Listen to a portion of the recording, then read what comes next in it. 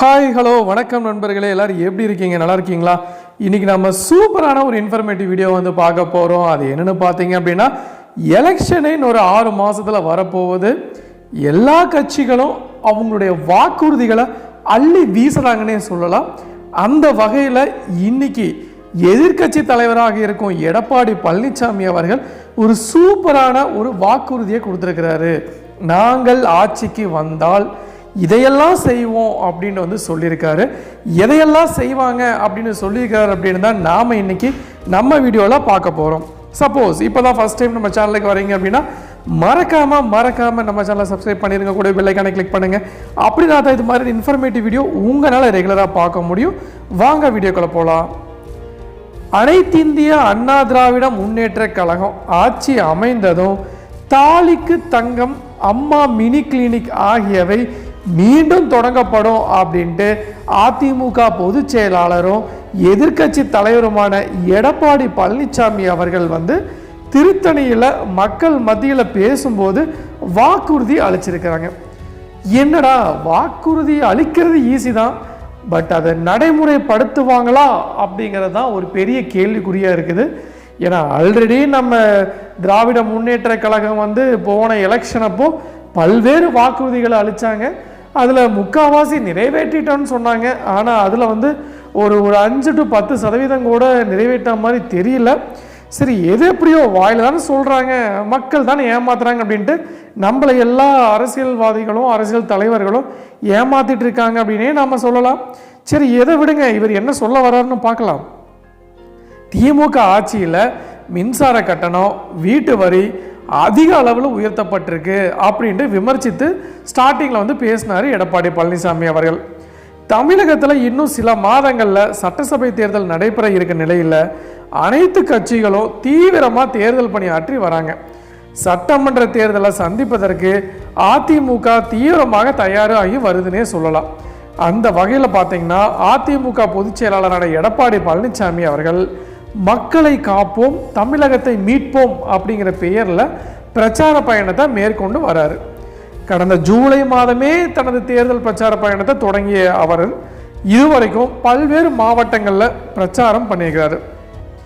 இந்த நிலையில் இன்னைக்கு திருவள்ளூர் மாவட்டம் திருத்தணியில் பிரச்சாரம் மேற்கொண்ட அவர் என்ன சொன்னார் அப்படின்னா, மக்கள் மத்தியில் பேசிகிட்டு இருக்கும்போது எடப்பாடி பழனிசாமி அவர்கள் செவ்வாய் தோறும் சுப்பிரமணிய சுவாமி கோயிலில் கட்டணமில்லா தரிசனத்துக்கு மீண்டும் ஏற்பாடு செய்யப்படும் அப்படின்னு சொல்லியிருக்காங்க.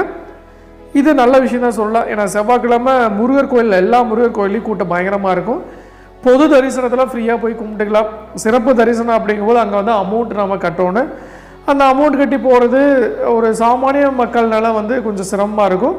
ஸோ அதனால் வந்து எல்லாத்துக்கும் இலவசம் அப்படிங்கும்போது நல்ல தரிசனம் வந்து முருகரை திருப்தியாக சாமி கும்பிட்டு வரலாம். அதிமுக ஆட்சியில் உள்ளூர் மக்களுக்கு அளிக்கப்பட்ட கட்டணமில்லா தரிசனத்தை திமுக அரசு நிறுத்தியது.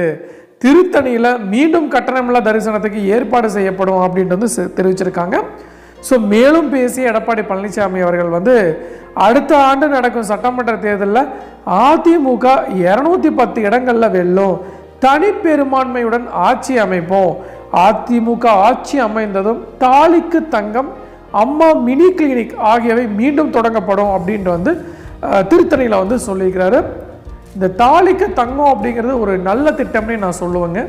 ஏன்னா ஒரு 10வது முடித்த ஒரு பெண்கள் வந்து திருமணம் நடக்கும்போது அவங்களுக்கு திருமணத்தின் போது அந்த சிறப்பு சலுகையும் ஒரு தங்கம் ஒரு இடம் சிறப்பு சலுகை ப்ளஸ் ஒரு 25,000 ரொக்கமோ இல்லை 10,000 ரொக்க பணமோ கொடுத்துட்டு இருந்தாங்க.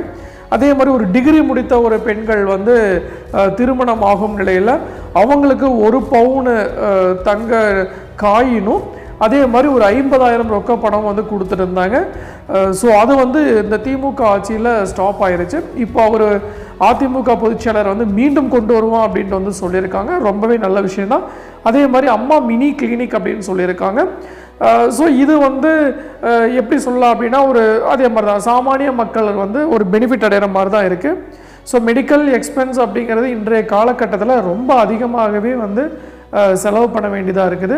சம்பாதிக்கிறதுல ஒரு 30-40% வந்து நாம் மெடிக்கலுக்கே வந்து ஸ்பெண்ட் பண்ண வேண்டியதாக இருக்குது. இந்த அம்மா மினி கிளினிக் மூலமாக ஒரு மாத்திரைகளும் சரி, மருந்துகளும் சரி, மருத்துவரை பார்க்கக்கூடிய அந்த கட்டணமும் சரி ஒரு மலிவான விலையில் கிடைக்குது அப்படின்னா மக்கள் அனைவருக்குமே ஒரு சிறந்த திட்டம்னே வந்து சொல்லலாம்.